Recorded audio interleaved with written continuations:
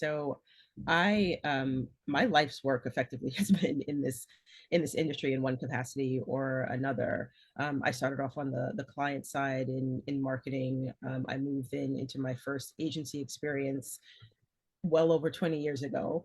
And I really never look back, frankly. And the ability to, I think, bring today my expertise and my experience, whether it be through client service or leading tech implementation projects or through media and delivery, where I started to parallel path my career to where I am now, with a diversity, equity, and inclusion focus.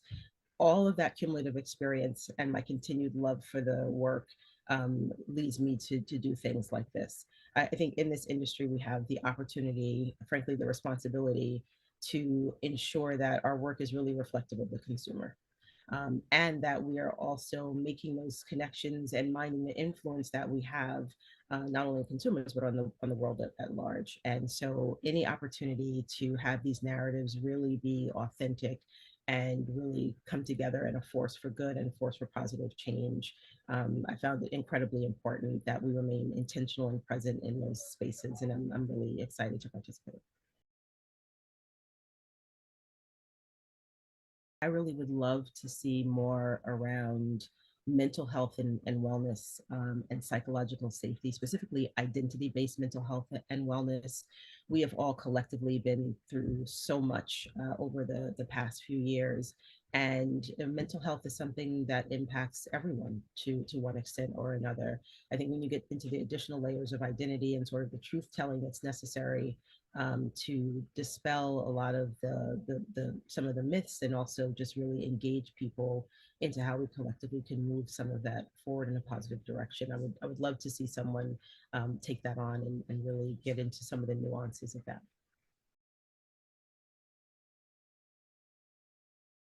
So there are a couple that immediately come to mind, and ones that I have just happen to have a bit more context on. So in terms of their impact, just sort of seeing it from their initiation to how they're evolving now. The first one is the Working with Cancer effort, the Publicis Group.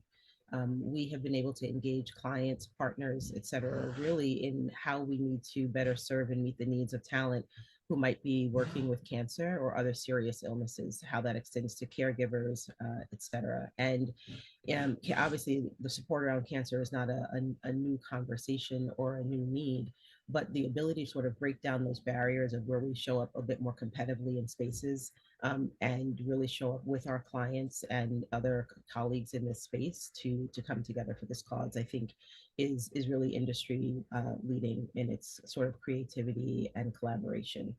So I'm excited to see, more and more people continue to sign up, the impact it will have on our own talent, and then more broadly. The second is a campaign that we were involved in, that was specific to focusing on oncology, and support for women. There's a lot of identity based deficits in the healthcare system. And this one in particular helped to dispel some of those myths, rather, and really encourage women to, when they see certain signs and symptoms, take a different approach and actually reach out to their doctor, as it could be something serious than you might otherwise dismiss it.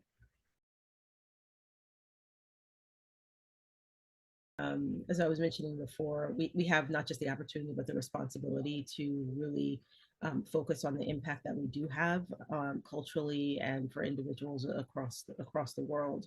And that responsibility is significant. I think that when we look at the way that we're able to sort of drive that impact, and come to the table in a lot more authentic and salient ways, we really have the ability to move the needle across a multitude of different causes. I think one thing that's interesting, that really forms as a challenge for us sometimes, is in our expertise in the work that we do. Sometimes it can be difficult to navigate around a campaign mindset, so to speak. It's one of the things that makes diversity and inclusion challenging in this industry as Yeah. well, because sometimes we're getting to sort of what is the campaign, what is the end product, without really looking at how the messages are built, who they're connecting to, and in our work, really not just the work itself or the output, but getting to that authenticity requires understanding who's behind the camera, who's in front of the camera, who are we representing, how are we representing them, and who they're being represented by. So it's multi-layered, and absolutely, I think that showing up differently will make a tremendous difference.